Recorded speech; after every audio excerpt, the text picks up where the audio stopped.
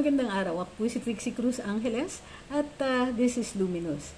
Hindi niyo ba napansin na parang ang bilis-bilis ng issue tungkol dito sa private motor vehicle inspection system or stations? And nagtataka tayo kasi nga ang ingay ng Senado, and yet we know that inspection is necessary and required by the law para ang mga vehicles na nare-rehisto ay roadworthy, otherwise hindi kayo pwedeng lumabas. Okay? Nag-umpisa yan 1983. May joint study between then the Ministry of Transportation and Communications, yung LTO, at saka JICA o Japan International Cooperation Agency.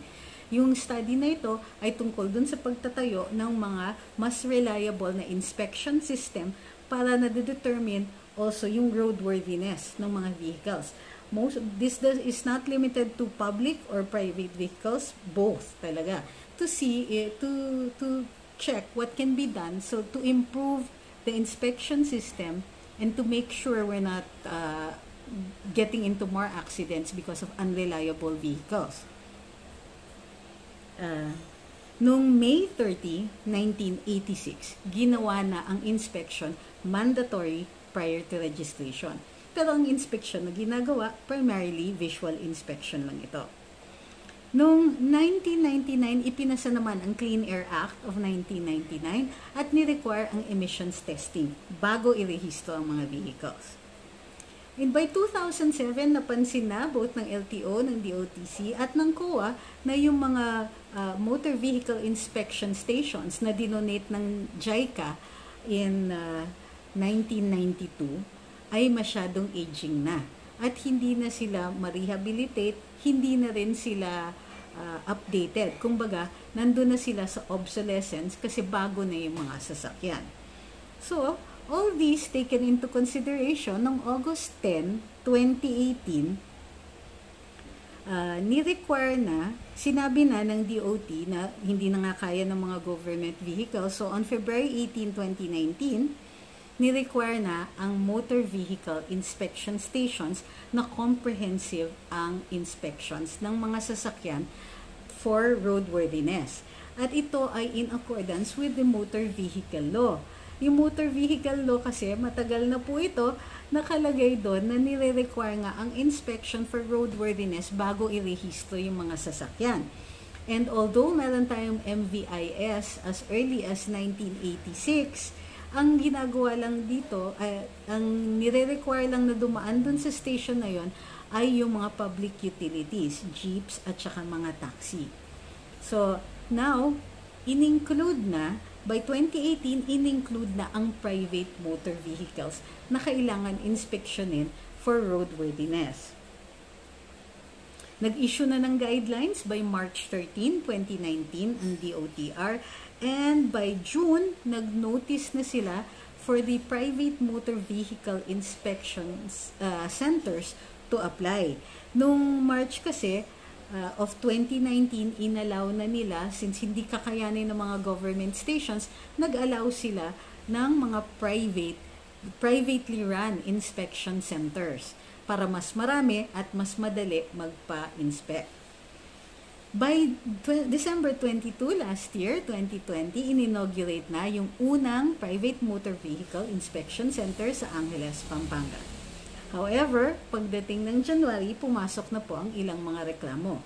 Unang-una, may reklamo tungkol dun sa isang Pampanga businessman at ni-report ito dun sa Top Bikes. Yung kanyang BMW daw, in-inspect dun sa PMVIC at hindi nakapasa. So, binalik niya sa kasa, wala naman daw pagkakamali. Wala naman daw, nothing wrong with the vehicle. So, later on, nung binalik nila doon sa PMVIC, nakapasa na ito. Later on, isa namang Land Cruiser ang hindi nakapasa doon sa inspection.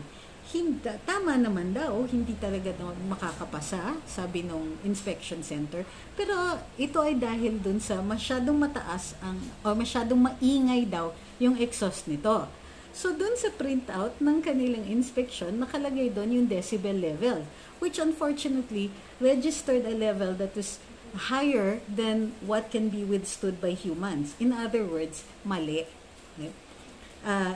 Later on, may isa pa, isang Subaru naman na in-inspection. It was a 4-wheel drive, ginamitan ng test for a 2-wheel drive, nasira nila ito. Of course, to be fair, nagbayad naman ng damages yung may-ari ng Private Motor Vehicle Inspection Center.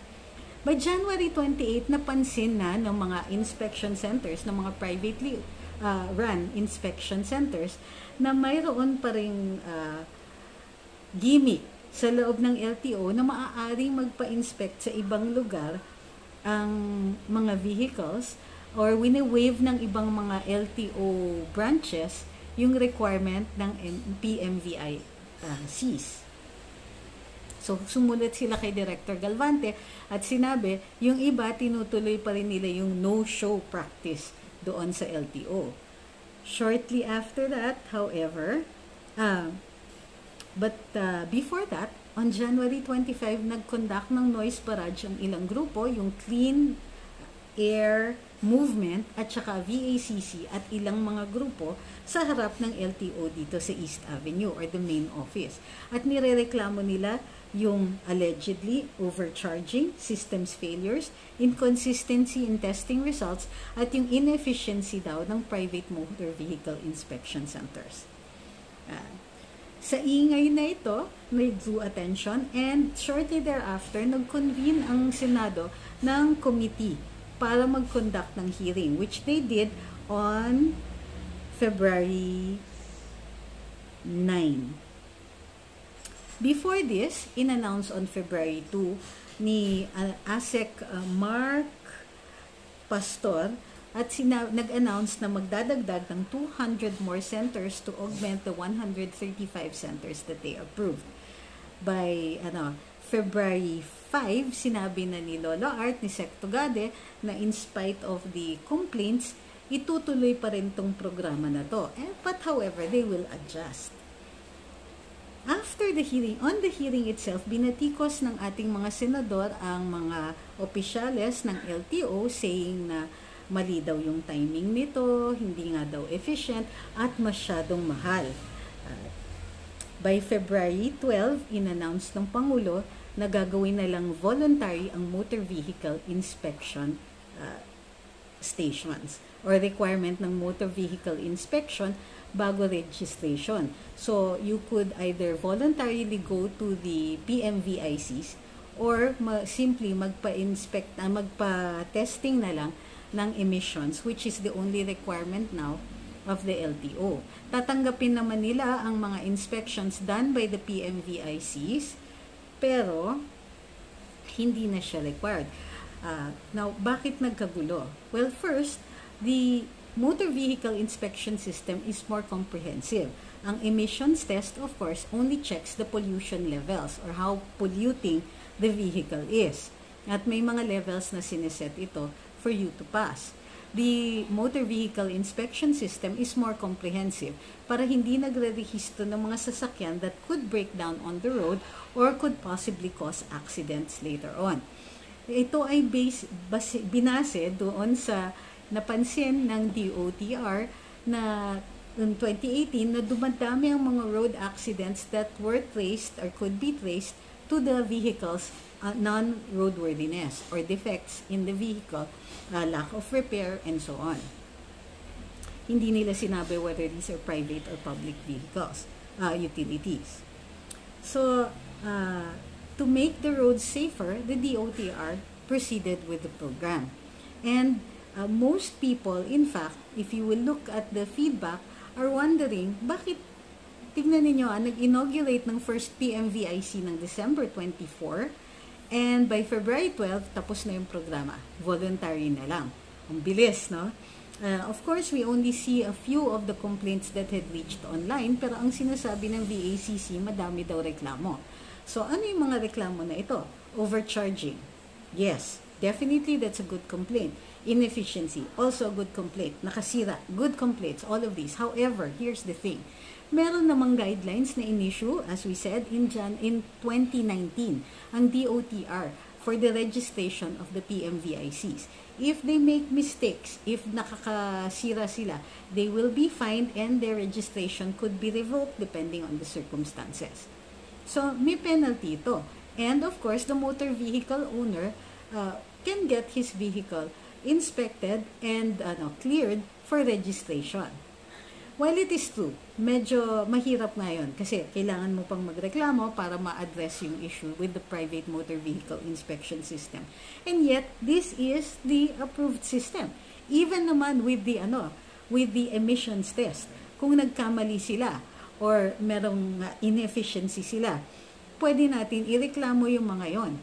And yet, hindi masyadong iniinda ang mga complaints about the emissions testing. Ang nirereklamo, itong motor vehicle inspection system. What else? Well, marami nagrereklamo dahil syempre mas mahal daw. It can now range from 1,500 to 1,700 depending on your vehicle. And a retesting can be from 600 to 900 pesos. True, it is expensive. Pero, ang mga private motor vehicle inspection centers naman, unang-una nilang gagawin is to conduct a visual inspection. Hindi ka muna dadaan dun sa computerized system nila. Pag nag-fail kayo dun sa visual, then you don't have to pay anything. You address the problems of your vehicle. Most people agree na kailangan ng motor vehicle inspection system. In fact, pati yung mga nagre-reklamo, including the VACC, saying that they're not against inspection. They are against the inefficiency. And kumbaga, gusto lang sana nilang i-require ang DOTR or ang LTO to make sure that these PMVICs are functioning as they should.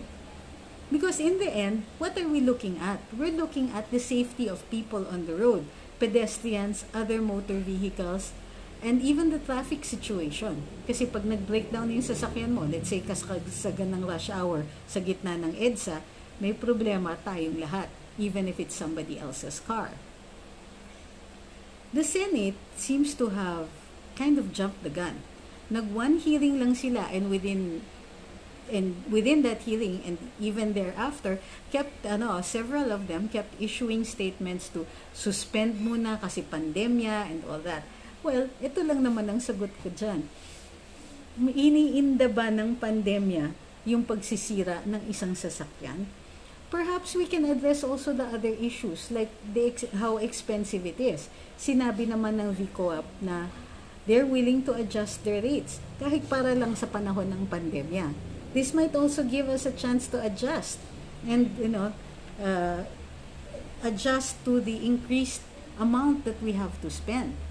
Sa totoo lang, dati sinusulong na ng LTO at ng what is now the DOTR ng rule na i-cut off date natin yung mga vehicles. Yung kumbaga, after a certain year, hindi mo na maaaring i-rehistro yung lumang sasakyan mo because nga, it might not be roadworthy. Masyadong malaki yung public non-acceptance doon. Kumbaga, tinatanggihan talaga ng publiko ito. Pero, so naintindihan ko, because a vehicle can be on the road and be roadworthy even if it is an old one. So, binago na nila yun, and now, pinupuntirya yung tunay na issue, the issue of whether your car is safe to be on the road. And if it is not, hindi dapat yan irehistro.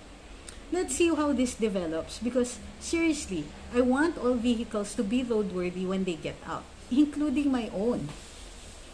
Diba? It's not fair naman para dun sa mga tao who could inadvertently get hurt or the families who will be mourning because somebody got killed because a vehicle should not have been out on the road. Ako po si Trixie Cruz-Angeles and this is Luminous.